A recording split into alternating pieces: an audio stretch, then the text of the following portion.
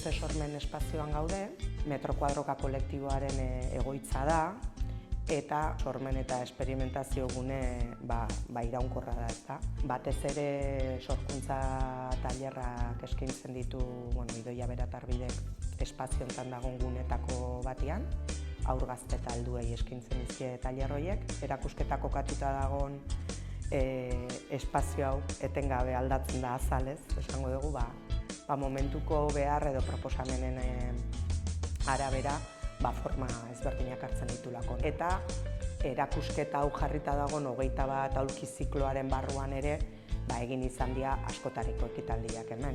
Bertso saioak, hitzaldiak, liburu aurkezpenak, esango dut, esperimentazioa.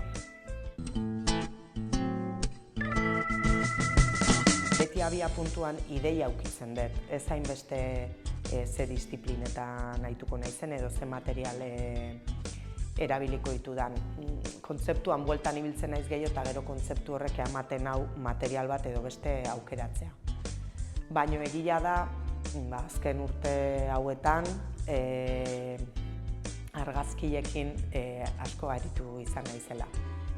Naturai argazkiak atea eta argazki horren errepikapenaren ondorioz jatorrizko paisaia desagertu eta paisaia berri bat sortzea. Kasi desagertzeaino argazkia denik ere jatorrizko teknika, interesatzen zitzaidan zen jatorrizko argazki hori deseraikitzea, baina hortarako baliatzea argazki horren beraren erreplikak. Orduan geruzaz geruza eta argazkian norabidea aldatuz eta giratuz eta hor errepikapenaren errepikapenez azkenean desagertzea jatorrizko hori beste zerbait sortzeko. Orduan konturatzen naiz materialez harago kontzeptualki, naiz eta batzutan argazkia izan eta bestetan eskultura izan, interesatzen zaidan ideia badela hori, errepikapenarena edo erreplikana, oaintxe ere ez, gorputzen erreplikak edo errepikak iten nahi naiz, eta baita ere horiek deseraiki nahian berri batzuk sortzeko ez.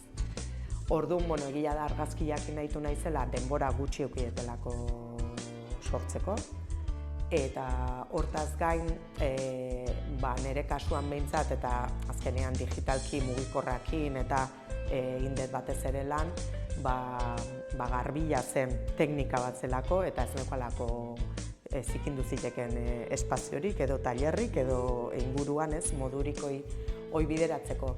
Azalera Ehunze sormen espazioan jarri ahal izan dut, horren aurretik Ehunze sormen espazioak beak eskaini ditelako praktikamente egonaldi bat egiteko espazio bat. Niretzat funtsezkoa izan da erakusketeko toki bat eduki aurretik sortzeko toki bat edukitzea.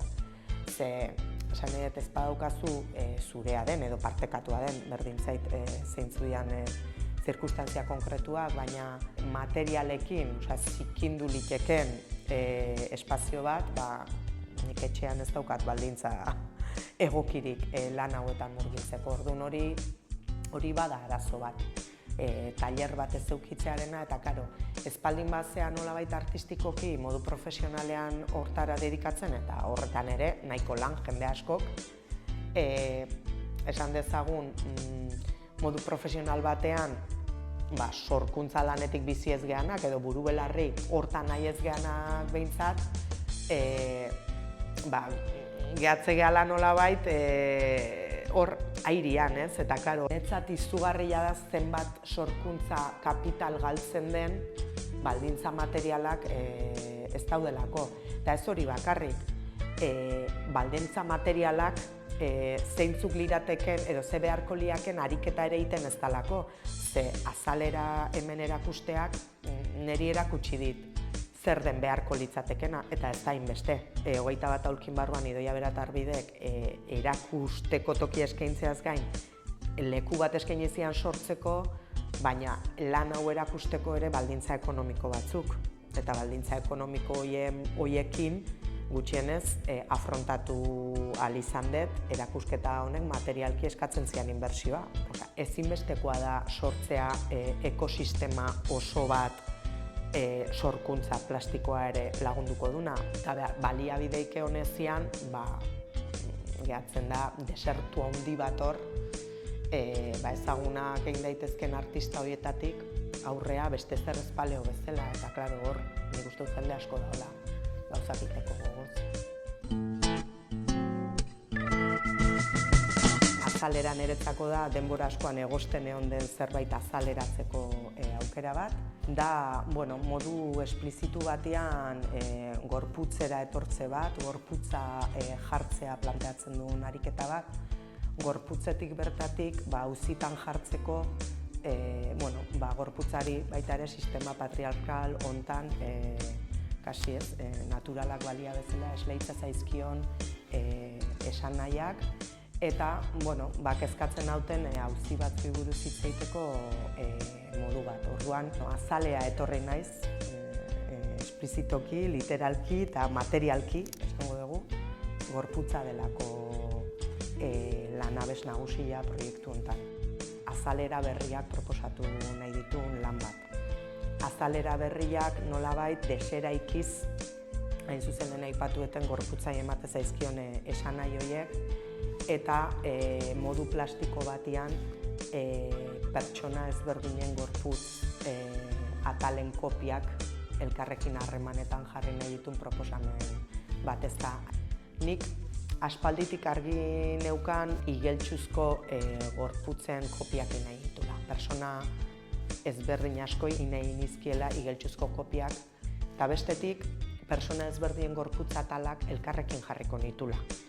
Kasi, existitzen ez dien gorputz batzuk provokatzeaino, baina hain zuzen oizen ariketa ez zen hainbeste anatomikoki atal ezberdinekin zerbait sortzea, baizik eta ez gorputz batzuk kasik sortzea, ez?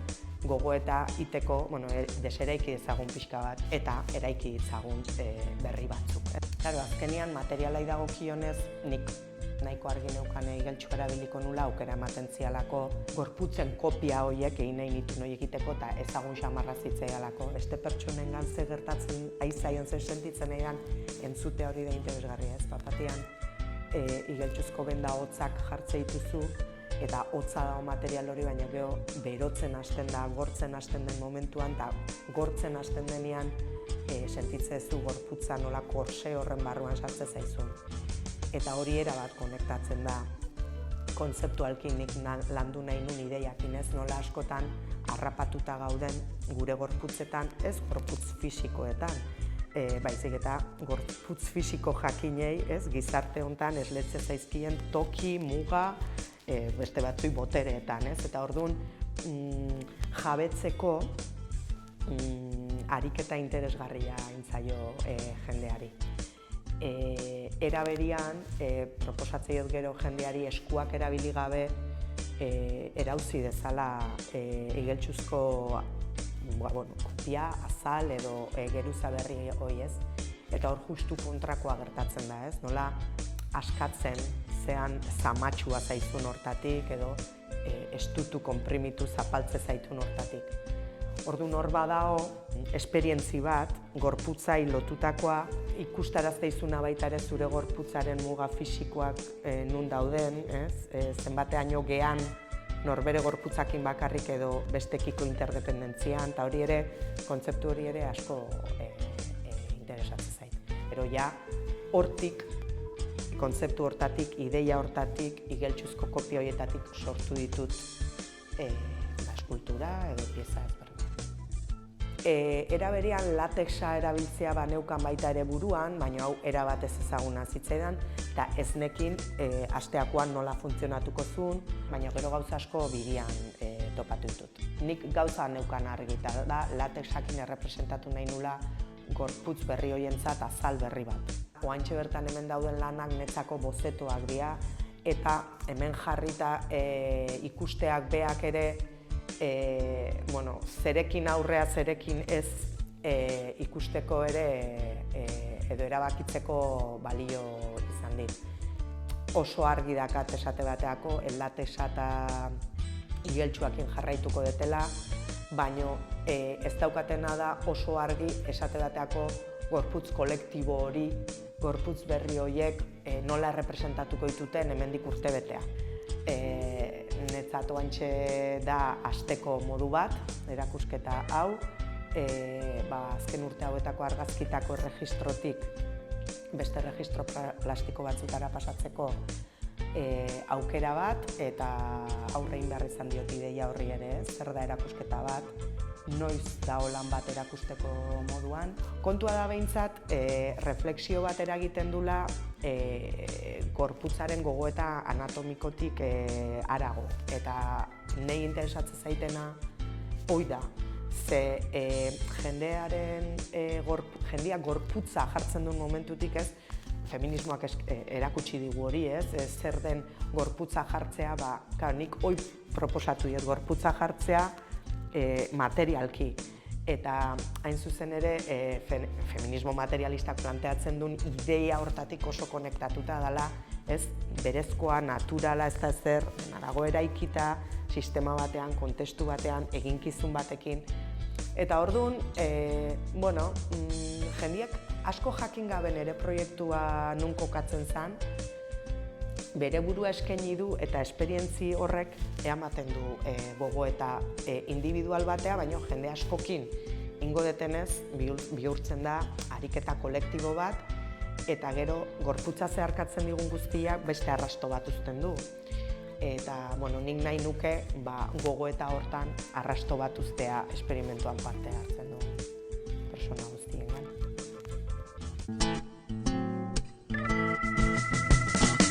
Saretze horrek eta sare horrek daukan garrantzia horri esker ahalbidetzen dialako edo leku egiten zaielako beste plaza batzutan aukera ez daukaten proiektuei. Gurutzaketa asko probokatzen ditu dinamika bada, eta gurutzaketa horietatik bestearena sustengatu ez ezik gauza berriak ere sortzen dira. Sare hori ezinbestekoa izan da, nik konkretuki azalera egiteko, baina sare hori nik uste dut garrantzitsua izateaz gain, bizigarritasunan ikuspuntutik ere askoz interesgarriagoa dela, eta jasangarriagoa ere bai. Sorkuntza armatzean ideia horrek, pixkat gerrilla bezala funtzionatzeak daukala parte bat oso interesgarria, zure lanean inpakto bat daukalako, baina zu ere eraldatze zaitulako. Orduan, nik uste dut hori hartzunen lan asko indala azken urteetan bide hortatik eta emaitzak ikusten nahi gehala. Karo, aurrak, filosofia, irakurketa, pentsamendua, sorkuntza, hori dena koktelera batean sartzen dezunean eta hori egiten dutenean bospaseiek eragilek batea, nik uste dut asko eraldatzaileagoa dela, eta artearen funtzioa eta pentsamenduana justu eraldaketa hori probokatzea dela. Nik beti esaten dut, tokiko eskalak ez gaitula itxutu behar herria edo nazio ikuspegiaren hortatik, baina esperimentatzeko eta proiektatzeko gune oso interesgarria diala. Eta uste dut, herri mailan dauzkagun praktika batzuk interesgarriak diakela estrapolatzeko ere. Batez ere, egiten nahi gehan hortan kontatzen nahi gehalako gure buruai ze izan nahi dugun eta ze kontatu nahi dugun, ezta? Zer da herria, azkenean eretzat da etengabe eraikitzen eta bere buruari zer izan nahi duen esaten aidan lur eremu bat, esango dugu, niretzako lur eremu bat egituratzen dana hizkuntza, hizkuntza ardatzean jarrita, nik ezin ditut aparte ulertu herria eta hizkuntza esate bateako, baino hizkuntzakin batea gure buruari, erreferentzi komunen mapa hori zein den etengabe galdetzen nahi zaion gure lur puska hau. Iruditzen zait, amildegi ikaragarri bat dagoela orokorrean eta arte hezkuntza, hutsan hurrengoa dela, Orduan, artea da tokitan gehatzen den, jende askori tokitan gehatzen zaion disiplina bat, eta herri mailan ere tokirik apenas daukana. Zenbat herritan daude erakusketa aretoak, zenbatetan programatzen da modu egituratu batean, eta hor nik uste dut zulo handi bat dagoela, kulturai dagokionez arte plastikoek ezinbestean behar dutela baliabide eta denetariko interbentzio bat. Eta gero herria eta azkenean hizkuntzakin lotuta, azkenean hiru erpin horiek elkarrelikatzen dute, eta elkarrelikatzen duten neurrian egongo da garapen bat, ez? Hizkuntza bizi berritu garatzen den neurrian, kultura aberatsagoa izango da, kulturak identitate bat ere eraikitzen du neurrian, hizkuntzakin batea, herria ere pentsatzeko zuntz gehiago izango ditugu, eta nik kultura ezinbestean ikuste ditut lotuta hizkuntzakin eta herriakin, bata zein bestea garatuko badia. Badaukat hemen etengabe oihartzun bat gorputz berrien eraikitze hortan, ze hizkuntza hitz egingo dute gorputz berri horiek, ez? Orduan, esperimentazio fase honetan ere uste dut hizkuntzak modu esplizituagoan hitzek, esan nahi dut, edukiko dutela toki bat. Nik ezin dut azalera ulertu euskaraz ez bada. Esan nahi dut, lehen aipatzen genuen ez, zerk eraikitze gaitu ez, esan nahia, gure gorputzen esan nahia, nire gorputzan, nire gorputzan eraikuntza hortan hizkuntza ezinbesteko aldagaia da. Orduan, ezin dut hortik aparte ulertu. Ezagutzen ditut nolabait inglesea edo gaztelera dauda hegemonikoak dian hizkuntzetara jotzen dutenak horrek beste erdigune bat emango dielakoan. Nik ezin dut ulertu erdigune bat hizkuntza bazterrutzita. Naiz eta nire sorkuntza prozesuan esplizitoki hitzak ez daukan, edo ez dagoen bistan, baina bistan ez egoteak ez du esan nahi hitzak edo hizkuntza ez daudenik lan hauetan. Azkenean, kontzeptualizazio guztian ez azaleraren adieretatik hasita badauka leku bat hizkuntzak nik ezin detena despegatu ni naizen hortatik. Orduan, bistan ez daude hitzak, baina airean daude. Niretzat gorputza politikoa da, esaten duten neurri berean da hizkuntza politikoa da, hoxe dela politikoa da. Autu bat egiten detelako, nire sormen lanan garapenean hizkuntza, nire hizkuntza euskera, egon dadin proiektu horren erdigunean. Ezingo nuke, nik ezin baitete erauzi, igeltsuzko kapa bat bezala, hizkuntza kendu nire gorputzetik, eta orduan hola dago eraikita lan hau, hizkuntza ezin erauzita, igeltsuzko kapa bat balitz bezala.